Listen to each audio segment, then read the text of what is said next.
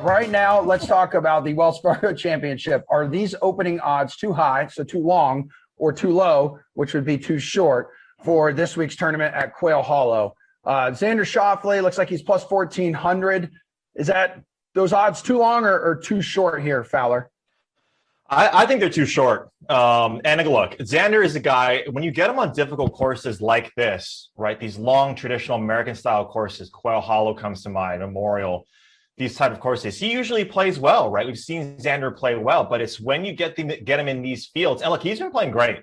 This is not a knock against how he's finished, in his recent, last dozen tournaments, Geoff, that he's been playing really, really good. I just take a look at other guys who are here and how this tournament has catered towards the longer odds, right? If I'm taking one guy up here near the top, it's not going to be Xander. It's going to be one of the other guys that we're probably going to talk about. Or I'm trying to go deeper into the odds because this is a type of course that, yes, we've seen the Max Homas win. We've seen like the Brian Harmons win this tournament. So you want to kind of diversify your card as opposed to maybe sticking at the top this week. Even though it's a difficult course, I'd rather go elsewhere. So I'm going to say it's too short for Xander, even though he's on the tear right now. By the way, on the DraftKings Sportsbook, Justin Thomas, everyone is the favorite at plus 900. Yeah. But Geoff, for X-Man here, for Xander, plus 1,400. Too long or too short? Yeah, no, I think you can throw. It's good you bring up Justin Thomas because I think both these guys, Xander and Justin, are just a little bit too short. And again, it's not like I don't like this setup for Xander. He was driving it well at the Masters. Obviously, he played well there, excluding like the one bad shot on Sunday, which really just sunk his chances. But it's a player who gets himself into contention a lot. He just doesn't close the door. And if this was a weaker field, I think plus 1,400 might be okay. But you look at who's behind him in the odds. And we're going to talk about some of these guys, but HOVLAND, even RORY. I mean, BRYSON, these guys they're just better bets, quite frankly, at bigger odds. So nothing against Xander. I do like this setup. Won't even be shocked if he gets through, but these just really aren't the odds you want to take a shot with him. What about at BRYSON, plus 1,600? Geoff, too long, too short? Well, this is a perfect example. These are too long. I mean, this is a great bet for BRYSON. I mean, it was only like 3 weeks ago BRYSON was plus 1,000 to win the Masters. Even if you look at his PGA odds in a couple weeks, they're really not much different. Now we're getting him in a weaker field at almost double the odds we got him in the Masters. What has BRYSON done to deserve this big of a jump? I'm not really sure. I guess he's just taken a couple weeks off. I know he wasn't that good at the Masters, but this is a guy who was T4 the last time he came to Quail Hollow. This is a driver-heavy course, too. We see guys like RORY, Jason Day. They win here by gaining like 5 strokes off the tee. That's what BRYSON does, and then he puts the lights out. This is a great setup for BRYSON, in my opinion. And, the fact we're getting him at these odds, you're just not going to see him available in regular PGA events at like plus 1,600 much. I think these are way too high. I think BRYSON makes for a great outright target this week. Where do you sit on this, Reid?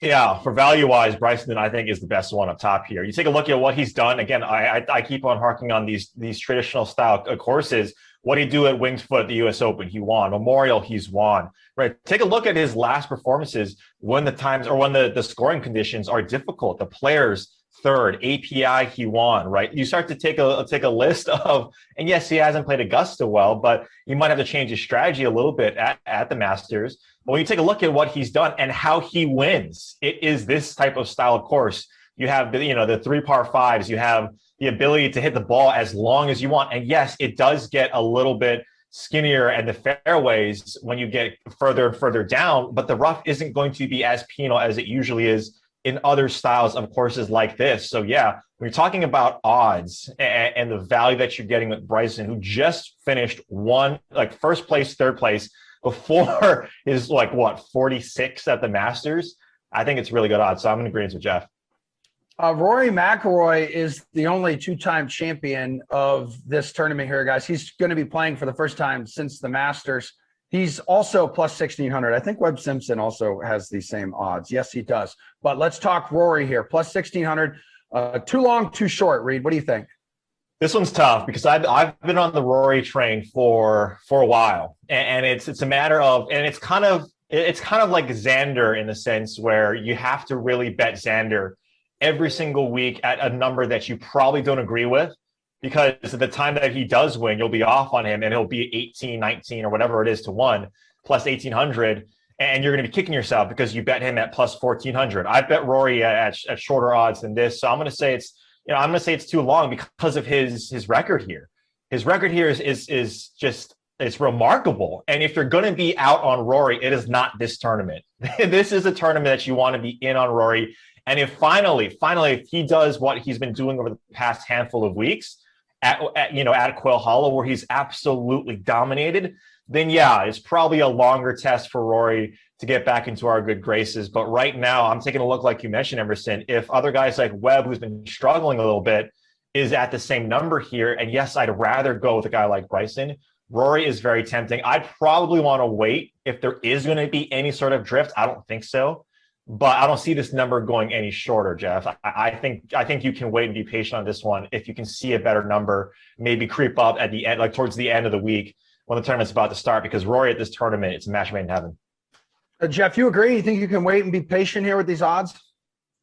I mean, you definitely can. And look, it's tempting, like Reid said. I mean, Rory's a difficult one to figure out right now. I mean, if you've been betting him at these odds, yeah, this probably isn't the place to get off. At the same time, I'm not going to recommend you start betting Rory at these odds. It hasn't been profitable. I mean, he's gone like over a year at the without a win, and he's at these odds like almost every week at this point. So, for Rory to we've seen players miss a couple cuts and then come back and bounce back with a win at really good odds. Webb did it last year, Dustin did it last year.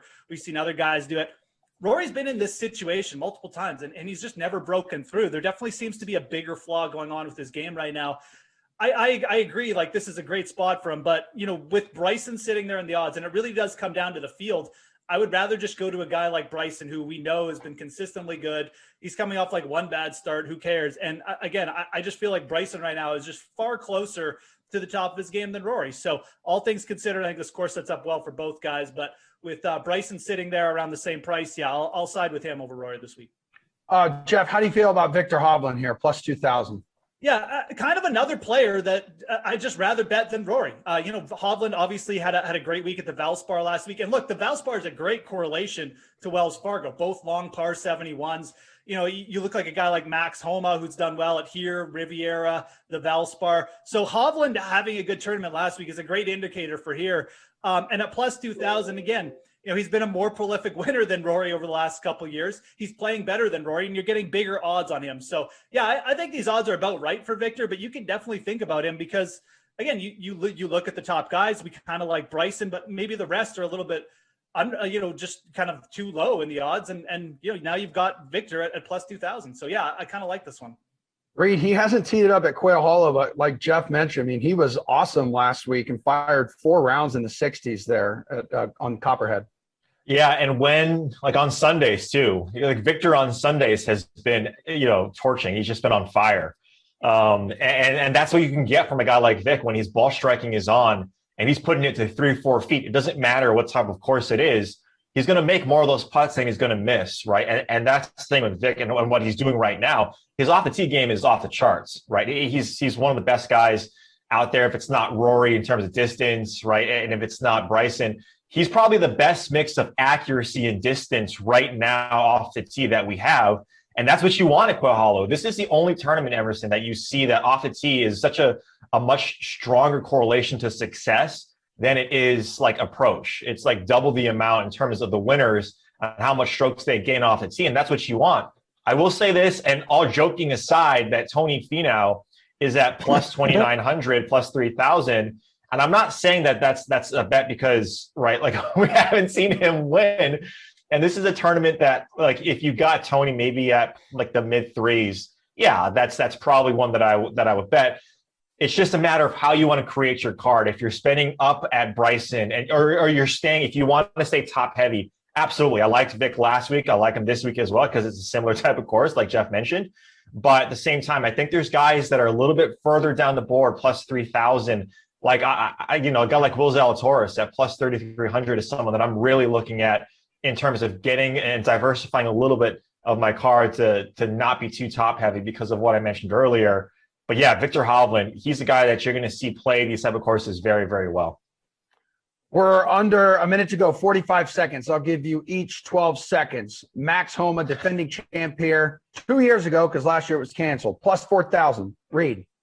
I'm going to say it's too short just because I'd rather have guys around him, even though he's been playing some of his best golf of his career right now. But too short, I'd rather like other guys. Geoff. Yeah, it's a little bit too short. Obviously, defending champion coming off a great week. I'd rather bet Joaquin Neiman in that range, just as an example, too. Pretty much on the same page as Reid. Really like HOMA, but like the other players, just a little bit better in that range.